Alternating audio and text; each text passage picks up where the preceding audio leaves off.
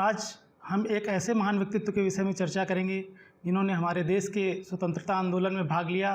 साथ ही साथ आज़ादी मिलने के बाद भी उन्होंने हमारे देश की सामाजिक, सांस्कृतिक एवं आर्थिक ताने बाने को सुदृढ़ करने के लिए संघर्षशील रहे और उसमें सकारात्मक परिवर्तन लाने के लिए आजीवन संघर्ष करते रहे। आज जब हम राजनीति की बात करते हैं तो सामान्य जनमानस के मन में एक यही धारणा बनती है कि राजनीति का एकमात्र उद्देश्य सत्ता को प्राप्त करना है। लेकिन कुछ महान व्यक्तित्व तो ऐसे हुए हैं जिन्होंने राजनीति को इस छवि से बाहर निकालने का प्रयास किया है।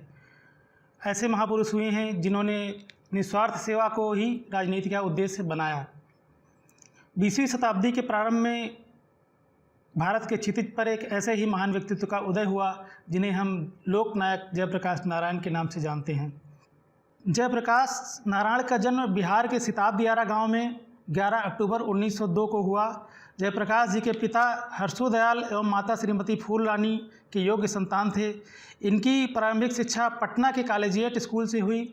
अपने हाई स्कूल परीक्षा विशेष योग्यता के साथ उत्तीर्ण की। आगे की शिक्षा के लिए इन्होंने पटना में प्रवेश लिया। जयप्रकाश बाबू विलक्षण प्रतिभा के धनी थे।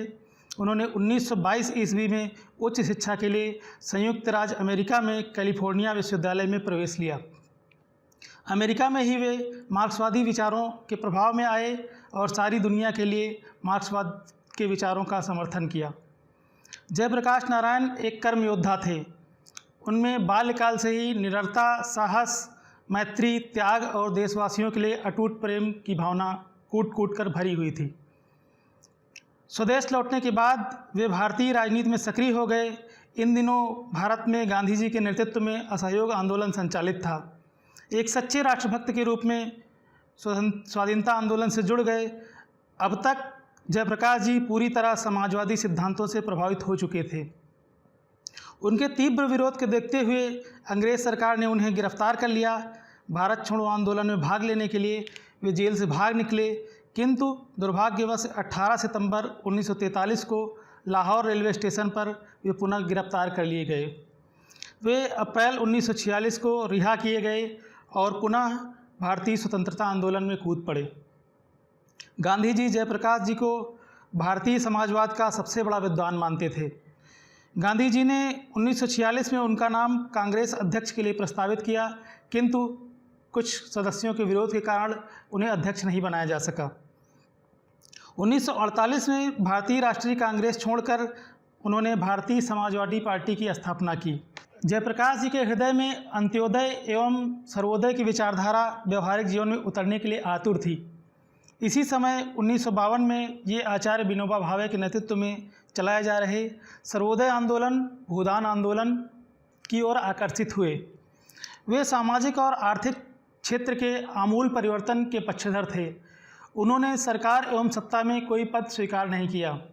उन्होंने 80 के दशक में देश में व्याप्त सामाजिक एवं आर्थिक विसंगतियों से देश को मुक्त कराने के लिए संपूर्ण क्रांति का आह्वान किया। संपूर्ण क्रांति का उनका दर्शन 7 प्रकार की क्रांतियों पर आधारित था: सामाजिक क्रांति, आर्थिक क्रांति, राजनीतिक क्रांति, सांस्कृतिक क्रांति, नैतिक क्रांति, बौद्धिक क्रांति एवं शैक्षिक क्रांति। जयप्रकाश जी की दृष्टि में समाजवाद का उद्देश्य समाज का समन्वित विकास करना था। वह सक्रिय राजनीति से अवश्य दूर थे, किंतु समाजवाद के सिद्धांतों के प्रति उनकी जागरूकता निरंतर बनी रही। 1974 और उसके बाद भी अंत्योदय के प्रति उनके विचार निरंतर पुष्ट होते गए। 15 मार्च 1977 को प्रेस के माध्यम से राष्ट्र के नाम संदेश में उन्होंने कहा, मेरे सपनों के भारत में प्रत्येक जन, प्रत्येक साधन निर्बल की सेवा में समर्पित है, जिसके लोग अंत्योदय अर्थात सबसे निर्बल और निर्धनतम व्यक्ति के कल्याण में संलग्न हैं। मेरे सपनों के भारत में प्रत्येक व्यक्ति, प्रत्येक आदमी के काम में हाथ बटाता है। हाँ, अधिकारी और जनप्रतिनिधि जनता के सेवक हैं और यदि वे गलत रास्ते पर चलें तो जनता उन्हें रोकने का अधिकार रखती है। जहाँ किसी भी पदाधिकारी को कोई विशेषाधिकार नहीं है, बल्कि जनता द्वारा सौंपा गया विश्वास समझा जाता है। संक्षेप में, मेरे सपनों का भारत एक स्वतंत्र, प्रगतिशील और गांधी जी के पंचचिन्हों पर चलने वाला भारत है। लोकनायक जयप्रकाश नारायण के ये उद्गार सदैव हमारा पथ प्रदर्शन करते रहेंगे। सामान्य तौर पर समाजवाद को एक आयातित विचारधारा माना जाता है। ये माना जाता है कि समाजवादी विचारधारा विदेशों से आई विचारधारा है और हमारी सांस्कृतिक जो विरासत है उससे मेल नहीं खाती है।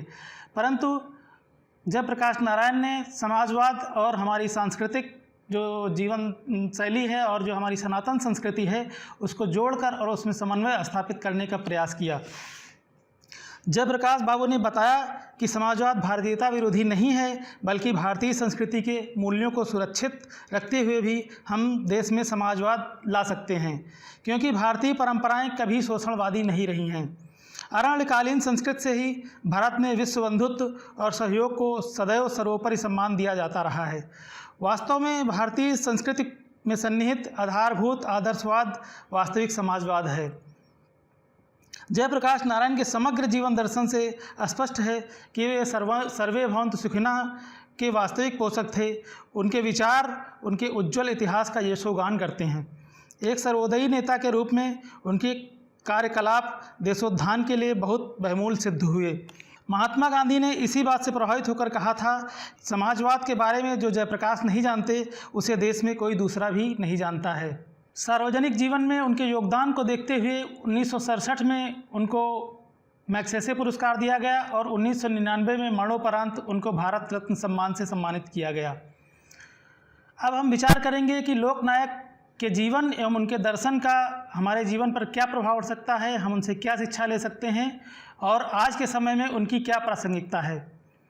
लोकनायक के द्वारा आह्वान की गई संपूर्ण क्रांति के द्वारा हम अपने जीवन में कई पक्षों में सकारात्मक परिवर्तन ला सकते हैं। लोकनायक ने सर्वोदय एवं अंत्योदय की विचारधारा को आगे बढ़ाया। भूदान आंदोलन में सक्रिय होकर उन्होंने देश के भूमिहीन कृषकों और निर्बलों के साथ अपनी प्रतिबद्धता को प्रकट किया। इससे हम ये सीख सकते हैं कि हमें निर्बल वर्गों के प्रति हमेशा संवेदनशील रहना चाहिए। जयप्रकाश जी को 1967 में सर्वसम्मत से राष्ट्रपति पद के लिए नामित किया गया था। उनके सामने प्रस्ताव रखा गया था कि सर्वसम्मत से उनको राष्ट्रपति बनाया जा सकता है, लेकिन उन्होंने इस पद को स्वीकार नहीं किया। सक्रिय राजनीति में रहते हुए उन्होंने कभी कोई पद स्वीकार नहीं किया।